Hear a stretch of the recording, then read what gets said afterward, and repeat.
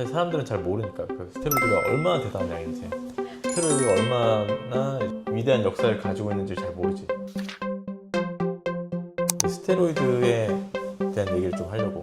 스테로이드는 피부과에서는 너무 많이 쓰는 약이고 좋은 약이지. 싸고 접근성이 워낙 좋으니까 어떤 역사를 가지고 어떻게 개발이 되었고 이게 얼마나 대단한 발견인지를. 토마스 에디슨이라는 분이 있어. 사람들이 이제 공통적으로 걸리면 죽는 병이 있는 거야. 저혈압에 기력이 없고 온몸에 약간 좀 색소들이 생기면서 결국 죽는, 부검을 해보다가 그런 환자들은 공통적으로 양쪽 부신이 파괴되어 있다는 걸 발견한 거야. 임상 증상 증례들을 모아서 부신이 파괴되면 증상을 보이면서 죽는다. 그분의 업적을 기리기 위해서 이제 에디슨 디지즈, 에디슨 병이라고 이제 부르게 된 거지.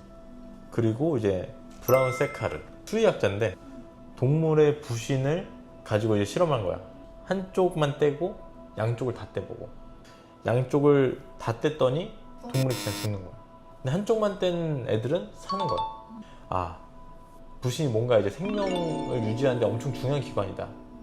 그러다가 이제 미국의 메이오 클리닉에 에드워드 켄달이라는 화학자분이 있었는데 부신을 갖다가 거기에서 뭐가 나온지를 추출하기 위해서 엄청 노력을 많이 한 거야. 이제 6가지가 나와서 이제 그걸 가지고 분류했는데 코티솔이 된 거지. 부신 피질에서 나오는 스테로이드가 규명이 된 거고, 비슷한 시기에 스위스에 타데우스 라이슈타인이라는 분이 있는데 더 나아가서 분자 구조까지 다 밝혀낸 거지.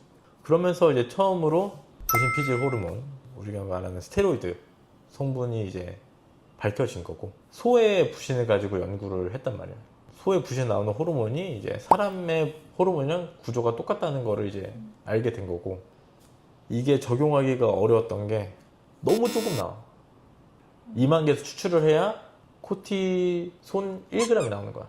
우리 부신에서는 코티솔을 만들어서 분비를 해.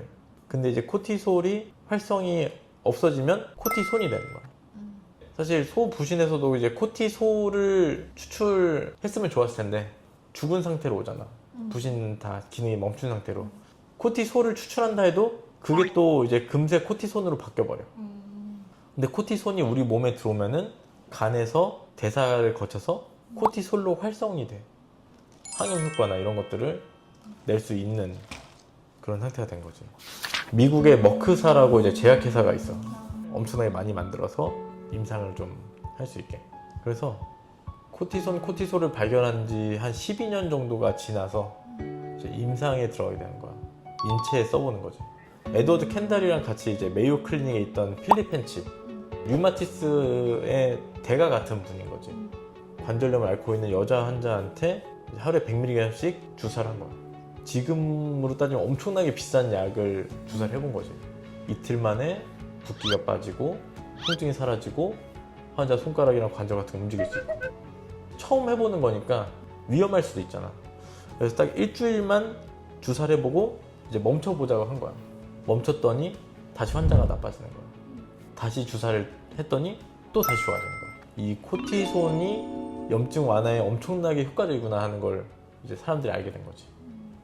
이제 제약회사들이 스테로이드를 합성하는 방법들을 개발하면서 더 이상 부신에서 추출하지 않아도 되는, 약값을 드라마틱하게 낮출 수 있는 방법이 개발되다 보니까 지금과 같이 스테로이드를 환자 몸에 직접적으로 투여하는 방식이 된 거지. 업존이라는 회사가 있어. 업존. 업종은 처음 들어. 지금은 그 회사는 업존. 업존이라는 회사에서 야생얌이라고 있어. 야생얌. 멕시코 같은 데서 얻는 식물이거든. 디오스제닌이라는 게 스테로이드랑 골격이 똑같아. 합성을 하면은 얼마 안 거쳐도 되는 거야. 이제 그거를 단순히 이제 화학적으로 합성하려고 하다 보니까 내가 원하는 자리 가서 붙질 않는 거야. 그걸 해결하는 게 어려웠는데 세균이랑 곰팡이 같은 걸 가지고 연구를 한 거야. 야생얌의 디오스제닌이라는 구조에다가 너가 가서 이제 붙여 그러면 걔네 가서 붙이는 거야. 재밌다. 훨씬 더 싸고 빠르게 스테로이드를 대량 생산할 수 있게 된 거야. 그래서 업존이 그 미생물을 사용하는 방식을 특허를 걸어.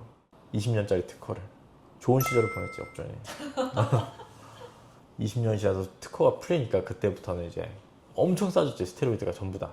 그러다 보니까 지금처럼 우리가 저렴하고 쉽고 편하게 스테로이드 이용할 수 있게 된 거죠.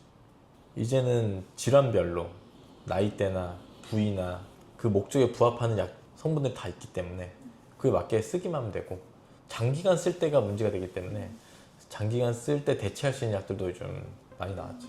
근데 스테로이드만큼 빠르고 효과적으로 치료할 수 있는 약들이 별로 없기 때문에 피부과에서는 스테로이드 계속 쓸 수밖에 없는 거죠.